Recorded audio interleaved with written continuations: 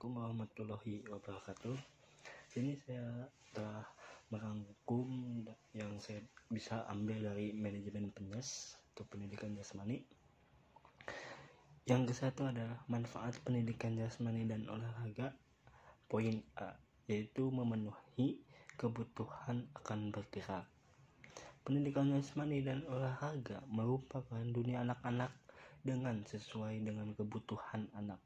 Semakin terpenuhi kebutuhan anak akan bergerak pada masa pertumbuhan, maka kualitas pertumbuhan akan makin baik.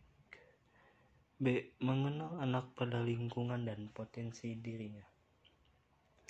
Jadi anak itu tidak merasa bosan dengan lingkungan dan akan merasa bebas untuk mengenal lingkungan di sekitar lapangan atau ruang olahraga.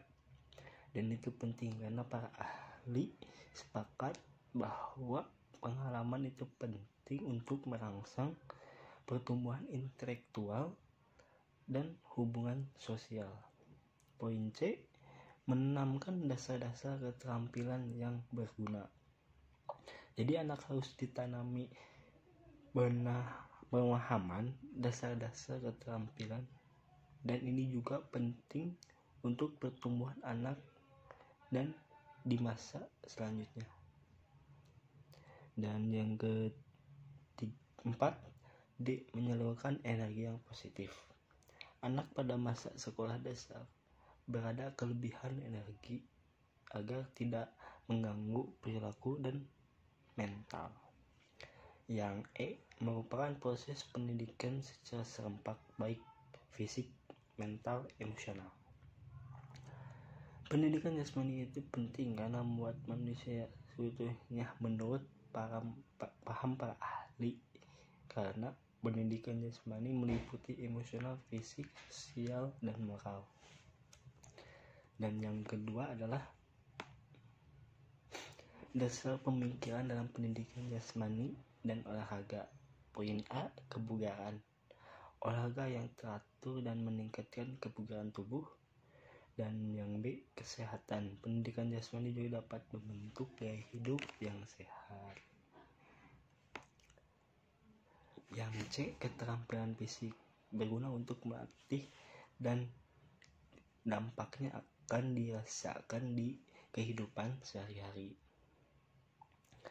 Terkuasainya prinsip-prinsip gerak. Jadi kita mengetahui apa gunanya kuda harus kuat. Contoh itu dari pencak silat atau dunia bela diri. Jadi kita tahu apa gunanya itu. Jadi tidak ada yang sia-sia. Kemampuan berpikir. Jadi anak itu tahu pendidikan jasmani itu dapat merangsang kemampuan berpikir. F, kepekaan perasaan. Jadi bisa menahan emosional atau menjadi respect terhadap lawan. Dan yang G, keterampilan sosial. Kita bisa menjadi mencegah atau netral karena keterampilan sosial membuat kita tenang dalam menghadapi masalah dalam lingkungan sekitar. Yang H, kepercayaan diri atau citra diri. Di pendidikan jasmani juga di kepercayaan diri untuk merasa bahwa kita itu tidak lemah atau menjadi malu untuk berhadapan di muka umum. Perbedaan pendidikan jasmani dan olahraga itu beda. Pendidikan jasmani itu adalah sosial atau mendidik via olahraga. Dan yang kedua, menekankan perkembangan kepribadian menyeluruh. Dan yang ketiga, menekankan penguasaan keterampilan dasar. Sedangkan pendidikan olahraga, sosialisasi atau mendidik ke olahraga, mengutamakan penguasaan keterampilan berolahraga. Dan yang ketiga, menekankan penguasaan teknik dasar. Sekian dan terima kasih.